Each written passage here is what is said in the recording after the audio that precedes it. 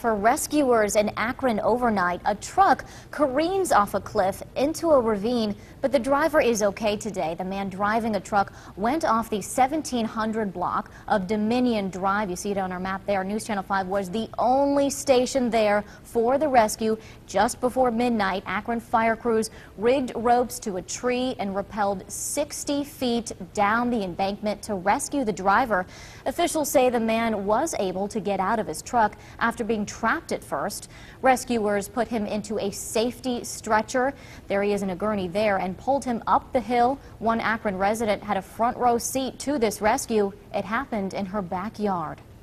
Like, there's something going on. And like, hey, let's go figure it out. And when we came out, there was the first fire truck that was pulling up, and suddenly my house got taken over. The man was taken to the hospital to be checked out. Police are looking into whether alcohol or speed were involved. We do know the man was the only one inside the truck.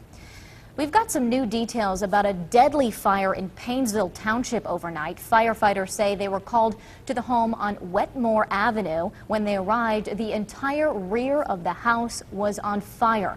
That is when they learned the homeowner was trapped inside. Once they got the fire out, they found 68-year-old Marion Stewart dead in the hallway. Stewart's brother got out safely. Prosecutors say a suitcase filled with weapons was found in the bedroom of Brogan Rafferty. The 17-year-old is accused of working with Richard Beasley to lure men through a Craigslist ad, then robbing and killing them. Yesterday in court, jurors in the Akron trial saw images of a sawed-off shotgun, a pistol, and ammunition. Today is the 5th day of testimony. Rafferty, who's been tried as an adult, could face life in prison if convicted.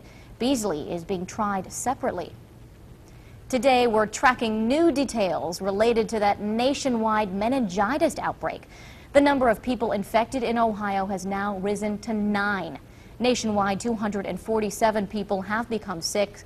15 have died, and according to our partners at the Akron Beacon-Journal, hospitals and medical practices are being asked to contact people who may have received the tainted injections.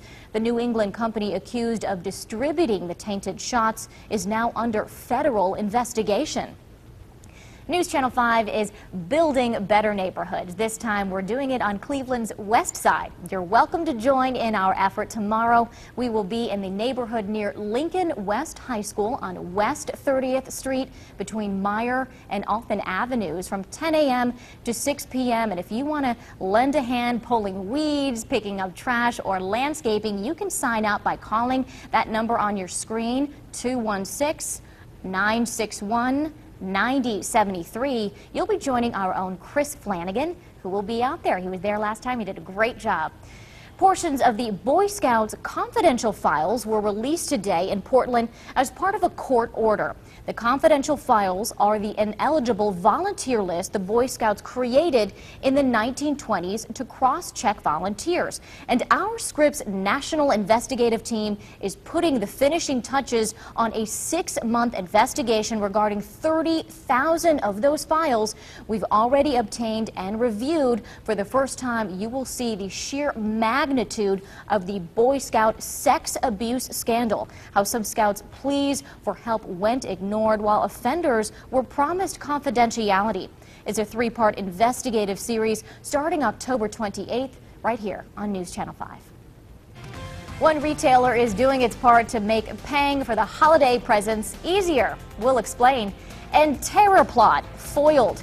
Details on the plan targeting New York City and how the FBI was able to stop it. And forget Election Day. The growing trend is election month as early voting takes off in the battleground states, how it could affect the outcome of the presidential election.